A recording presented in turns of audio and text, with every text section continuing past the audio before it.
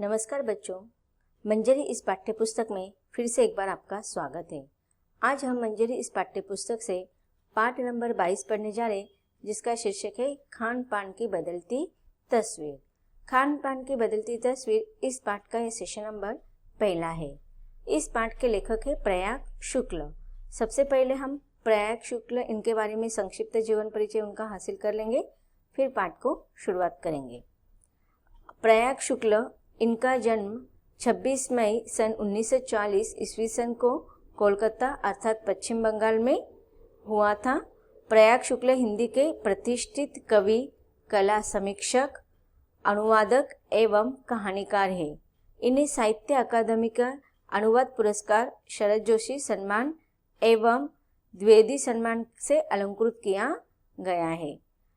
यह है लेखक का संक्षिप्त जीवन परिचय। अब हम पाठ की तरफ बढ़ते हैं। लेखक पाठ की शुरुआत में ही हमें बता रहे हैं कि पिछले 10-15 वर्षों में हमारी खान पान की संस्कृति में एक बड़ा बदलाव आया है। अर्थात यहाँ पर लेखक का कहने का तात्पर्य है कि समय के अनुसार मनुष्य ने खान पान और उसमें आए हुए आधुनिक तथा मिश्रित शैली को, उसके परिवर्तन को स्वीकार कर लिया है। और किस प्रकार से लेखक बताते हैं कि 10-15 वर्षों से हमारी जो खान पान की जो संस्कृति है, अर्थात संस्कृति का अर्थ होता है कि अच्छे गुण, अच्छे क्वालिटीज या अच्छे कुछ बातें जो एक पीढ़ी से दूसरे पीढ़ी पर असर करवाते हैं, अर्थात आचरणागत परंपराएं। जैसे कि हम देखते हैं कि प्रत्येक देश की, प्रत्येक राज्य की एक अलग अलग संस्कृति होती है। तो उसमें हम संस्कृति विशेष में भाषा लेते हैं, पहनाव लेते हैं, वहाँ के खाने के जो पदार्थ होते हैं। तो इन खान पान की संस्कृति अर्थात वहाँ के खाने के जो पदार्थ होते हैं उसे ही हम खान पान की संस्कृति कहेंगे। अब आज के युग में अगर हम देखते हैं कि पहले युग में किस प्रकार से हर एक स्थानीय व्यंजन प्रसिद्ध हुआ करते थे। हर एक राज्य की, हर एक देश की क्या होती थी, अलग प्रकार की एक डिश हुआ करती थी, एक पदार्थ हुआ करता था। जो उस पदार्थ का नाम लेंगे तो हमें उस स्थान का नाम अच्छे से याद आ जाता है, या फिर अगर हम किसी स्थान का नाम लेते तो वहाँ का हमें पदार्थ का नाम याद आ जाता है। लेकिन हम देखते हैं कि आज 10-15 वर्षों से हमारे इस खाने पीने की जो पदार्थ है उसमें एक अलगाव आ गया है। यह यहाँ पर लेखक का कहने का तात्पर्य है कि एक मिश्रित खाद्य संस्कृति का बहुत ज़्यादा बोलबाला हो रहा है। इडली, डोसा, बड़ा, सांबार, रसम अब केवल दक्षिण भारत तक सीमित नहीं है। जैसे कि हम दक्षिण भारत का नाम लेते हैं तो वहाँ का हमें पदार्थ का नाम याद आ जाता है, जैसे कि इडली, डोसा, बड़ा, सांबार, रसम। अब ये उत्तर भारत के भी हर शहर में उपलब्ध है।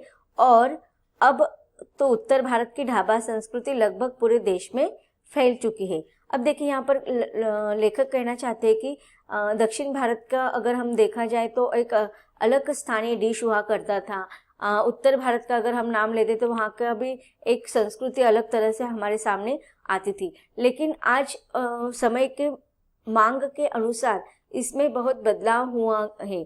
अब इस बदलाव के पीछे लेखक ने हमें बहुत सारे कारण बताए कि जैसे कि हमारे यातायात के साधन बदल चुके हैं। तो यातायात साधन के साथ साथ हम एक स्थान से दूसरे स्थान पर जल्दी से जा सकते हैं। तो यातायात करते समय हमें बहुत से खाने की चीज़ों की आवश्यकता पड़ती है। तो कभी कभी 2-2, 3-3 दिन का अगर ट्रैवल करना होता है तो हम इतने सारे खाने के पदार्थ नहीं ले जा सकते। तो उस समय लोगों को इस प्रकार की यात्राओं में, ट्रैवलिंग में सुविधाएं हो, इसलिए ढाबा संस्कृति की हो गई। तो ढाबा में देखो बहुत अलग अलग प्रदेशों के, अलग अलग राज्य के लोग आते थे, तो वो अपने खाद्य पदार्थों को मांग करते थे। तो इस प्रकार से ढाबा संस्कृति में अलग अलग देशों के, अलग अलग राज्यों के खाने की जो पदार्थ होते थे वो उसमें रखे गए, जो कि कोई भी प्रवास करते समय कोई भी मांगते हैं खाने के लिए पदार्थ तो उनको तुरंत दे सकते हैं। तो इसी प्रकार से लेखक कहते हैं कि दक्षिण भारत के जो पदार्थ हैं आज हम देखते हैं वो सारे स्थान पर खाने के लिए मिल जाते हैं। इडली, डोसा, बड़ा, सांभर, वो किसी स्थान विशेष पदार्थ नहीं हुआ है, बल्कि वो हम जब चाहे उसको वह ऑर्डर करके मांग सकते हैं। अब आप कहीं भी हो, उत्तर भारतीय रोटी दाल साग आपको मिल जाएगी।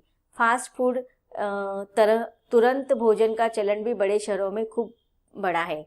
इस फास्ट फूड में बर्गर, नूडल्स जैसी कई चीज़ें शामिल है।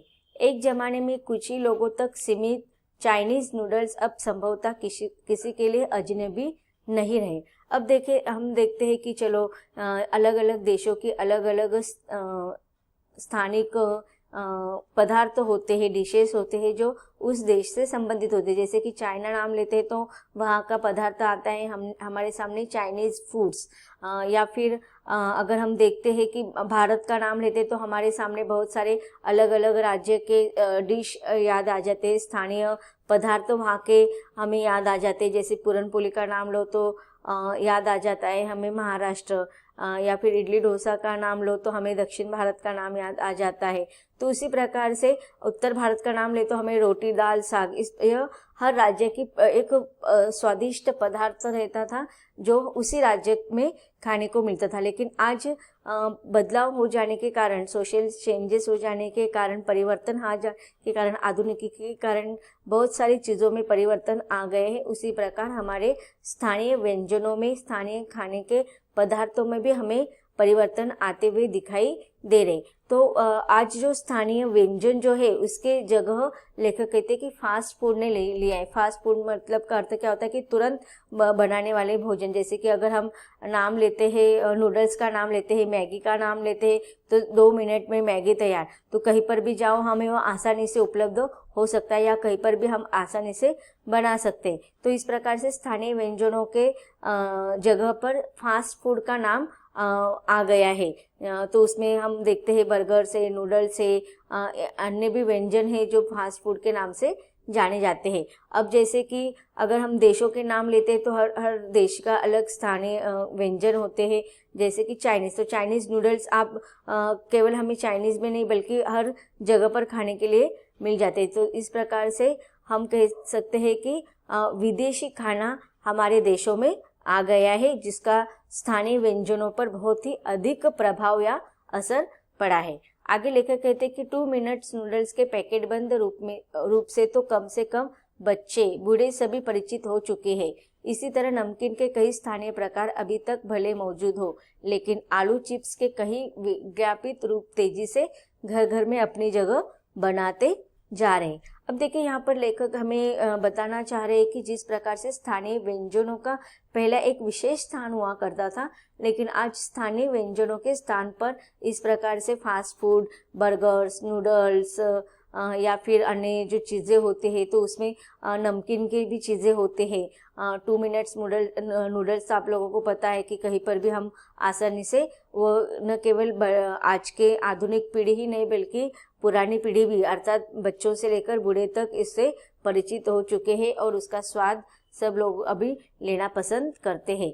तो यहाँ पर लेखक कहते हैं कि इन नमकीन चीज़ों में भी अलग वैरायटी हमें दिखाई देते हैं। तो उसमें आलू चिप्स के बहुत सारे विज्ञापन मिलते हैं। अब देखिए यहाँ पर हमें थोड़ा सतर्क भी होना चाहिए कि जो हम 2 मिनट्स नूडल्स के पैकेट्स लाते हैं, मैगी के पैकेट्स लाते हैं, ऐसे नमकीन के बहुत सारे पैकेट्स होते हैं जो बच्चों को आकर्षित करने के लिए होते हैं। उसमें हम देखते हैं कि ऐसे जो नमकीन के जो पैकेट्स होते हैं, चिप्स होते हैं या अन्य जो चीज़ें होते हैं, उसमें हम कुरकुरे देखते हैं या और भी बहुत सारे पैकेट होते हैं। तो बच्चों को उसके अंदर क्या रखे जाते हैं, थोड़े बहुत खेलने के लिए कुछ सामान रखे जाते हैं, थोड़ा सा बच्चों को मन आकर्षित करने के लिए। चलो हम 5 रुपए का 10 रुपए का पैकेट लेंगे तो बच्चों को वो खाने के चीज़ों से ज़्यादा उस पैकेट में क्या मिलने वाला है इसके प्रति आकर्षण होता है। लेकिन हमें बड़ों को देखना है कि बच्चों के आरोग्य के लिए, हेल्थ के लिए क्या अच्छे हैं और क्या चीज़ उनको समय पर हमें नहीं देना चाहिए। अब हम लोग जल्दी से वो पैकेट भी ले लेते हैं, उसमें हम देखते भी नहीं हैं कि हमें देखना चाहिए कि पैकेट के ऊपर लिखा होता है वो कब बना है, उसमें कौन से कंटेंट यूज़ किए गए हैं। अगर वह अनहेल्दी है तो बच्चों को कितने प्रमाण में उनको देना चाहिए, या फिर उसका एक्सपायरी डेट भी हम नहीं देखते हैं।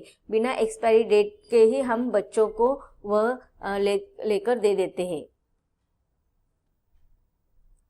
तो बच्चों का या नई पीढ़ी का जो झुकाव है विज्ञापन को देखकर इस प्रकार के नमकीन चीज़ों को या आलू चिप्स या कुरकुरे इस प्रकार के पैकेट लेने से पहले उनको 4 बार पढ़ ले, उनको देख ले। अगर हेल्थ के लिए बुरे हैं तो वह कितना अवॉइड करना चाहिए, इसकी तरफ भी हमें ध्यान देना चाहिए। तो इस प्रकार लेखक कहते हैं कि स्थानीय प्रकार के नमकीन भी आज हमें रेडीमेड रूप में कहीं पर भी आसानी से उपलब्ध हो सकते हैं। अब हम देखते हैं कि हमारे जो पूर्वज थे, हमारी दादी थी, नानी थे, मई महीने की छुट्टी में क्या करते थे, इस प्रकार से नमकीन चीज़ साल भर के लिए बना कर रखते थे, पापड़ हो या अचार हो। लेकिन आज हम देखते हैं कि समय की कमी होने के कारण, बहुत सारी समस्याएं होने के कारण लोगों के पास समय नहीं होता है, बनाने के लिए टाइम नहीं होता है, और इसी कारण वो क्या करते हैं, इस प्रकार के नमकीन या अन्य जो चीज़ होते हैं उनके पैकेट ले लेते हैं और उसे ही काम भगा लेते हैं। तो ये सारे स्थानीय प्रकार के हर प्रकार के व्यंजन हमें कहीं पर भी आसानी से उपलब्ध होते जा रहे, इसका वर्णन यहाँ पर लेखक करें। आगे लेखक कहते हैं कि गुजराती ढोकला गाठिया भी अब देश के कई हिस्सों में स्वाद लेकर खाए जाते हैं। अब देखिए गुजरात इस राज्य का भी अगर हम देखा जाए तो जो प्रसिद्ध ढोकला और गाठिया जो है, बेसन से बने हुए नमकीन जो भोज्य पदार्थ होते हैं गुजरात के, वह हमें हर राज्य में हर स्थान पर कहीं पर भी आसानी से उपलब्ध हो सकता है। बंगाली मिठाइयों की केवल रस भरी चर्चा ही नहीं होती, वे तो कई शहरों में पहले की तुलना में अधिक उपलब्ध है। अब देखिए हम देखते हैं कि आज मोबाइल से ऑर्डर करते हैं जब हमें, तो इसका हमें फ़ायदा क्या होता है कि हमें हर प्रकार के खाने का आस्वाद मिल सकता है, स्वादिष्ट खाना हमें चेंजेस वैरायटी खाने में मिल सकते हैं, और आसानी से हम उसको कहीं पर भी उपलब्ध होने की वजह से हम आसानी से उसको मांग कर खा सकते हैं। तो ये सारी चीज़ें भी हैं कि हमें लाभदायक भी चीज़ें हैं, लेकिन उसका लाभ हमें कुछ सीमित मर्यादित ही रखना चाहिए। यानी स्थानीय व्यंजनों के साथ ही अब अन्य प्रदेशों के व्यंजन पकवान भी प्राय हर क्षेत्र में मिलते हैं, और मध्यम वर्गीय जीवन में भोजन विविधता अपनी जगह बना चुकी है। अब देखिए यहाँ पर हम देखते हैं कि आज अगर स्थानीय व्यंजन और या ये जो अलग अलग राज्य में अलग अलग स्थानों पर मिलने वाले व्यंजन, ये स्थानीय व्यंजन विशेष न रहकर यह मिश्र खाद्य संस्कृति बन गई कि कहीं पर भी हम उसको आसानी से मंगवा सकते हैं। तो इसका यह फायदा है कि हमें हमारे स्वाद बनाने के लिए जैसे कि आमतौर पर हम देखते हैं कि हम घर में लगातार एक प्रकार का ही खाना बनाते रहते हैं, लेकिन कभी कभी इस प्रकार के आस्वाद को लेने के लिए भी हमें चांस मिलना चाहिए। लेकिन यहाँ पर लेखक कहते हैं कि मध्यम वर्गीय जीवन में भोजन विविधता अपनी जगह बना चुकी है। कि अब पहले देखिए मध्यम वर्गीय घर हो या फिर हमारे रीति रिवाज के अनुसार हमारे भोजन के थाली में एक विशिष्ट प्रकार के ही दाल चावल सब्जी रोटी इस प्रकार के ही व्यंजन अधिकतर हमारे खाने में होते थे। लेकिन आज चाहे वो अमीर हो या मध्यम वर्गीय हो, सर्वसामान्य आम लोग हो, फिर भी उनके भोजन की थाली में हमें विविधता दिखाई देती है, अर्थात विविध पदार्थ। कि आज हमने दाल चावल रोटी खाई है तो कल हम नूडल्स खाएंगे, दूसरे दिन हम कुछ और बनाएंगे, गुजरात का खाना बनाएंगे, अलग राज्य का इडली डोसा भी हम नाश्ते में बनाते। तो इस प्रकार के भोजन में विविधता हमें दिखाई देने शुरू हो गई है। कुछ चीज़ें और भी हुई है, मसलन अंग्रेजी राज तक जो ब्रेड साहबी ठिकानों तक का सीमित था, कस्बों तक वह अब कस्बों तक पहुंच चुके हैं और नाश्ते के रूप में लाखों करोड़ों भारतीय घरों में सेकी तली जा रही है। अब लेखक कहते हैं कि एक समय था जहाँ पर ये जो चीज़ें थी, ये जो खाद्य पदार्थ थे, वह केवल राजशाही भोजन के रूप में ही मिला करता था। जैसे कि अंग्रेजी राज में ब्रेड केवल जो साहब लोग रहते थे, अंग्रेजी अफसर लोग होते थे, उन तक ही सीमित थे। लेकिन आज उसकी मर्यादा टूट चुकी है। आज हम देखते हैं कि छोटे छोटे कस्बों में, छोटे छोटे ग्रामीण भागों में भी इस प्रकार से ब्रेड से बने, पाव से बने हुए बहुत सारे पदार्थ आसानी से मिल जाते हैं। नाश्ते के रूप में लाखों करोड़ों भारतीयों के घरों में सेकी तली जा रही है। आज देखिए पहले हम लोग नाश्ते अगर देखा जाए तो नाश्ते में हमारा ऐसे विशिष्ट पदार्थ नहीं हुआ करता था। हम जो भी खाने में बनाते थे वही हमारा नाश्ता होता था। यहाँ पर नाश्ता एक प्रकार ही हमारे संस्कृति में नहीं था। लेकिन आज हमने अन्य देशों की देखा देखी या परप्रांतीय या पाश्चात्य संस्कृति का अनुकरण करते हुए हमने नाश्ता के रूप में लाखों करोड़ों घरों में हमें नूडल्स खाने को मिलते हैं, मैगी खाने को मिलती है, ब्रेड के बनाए हुए पदार्थ खाने को मिलते हैं।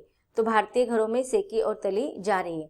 खान पान की इस बदलती हुई संस्कृति से सबसे अधिक प्रभावित नई पीढ़ी हुई है, जो पहले के स्थानीय व्यंजनों के बारे में बहुत कम जानती है, पर कई नए व्यंजनों के बारे में बहुत कुछ जानती है। अब देखिए यहाँ पर लेखक कहते हैं कि इस खान पान के जो मिश्रित संस्कृति जो है उसका असर सबसे ज़्यादा हुआ है तो वह आज की नई पीढ़ी पर। आज की नई पीढ़ी को उनके स्थानीय व्यंजनों के बारे में पता नहीं है, लेकिन आज आधुनिक खाने की जो डिशेस होती है वह सबसे ज़्यादा आज के नई पीढ़ी को पता होता है।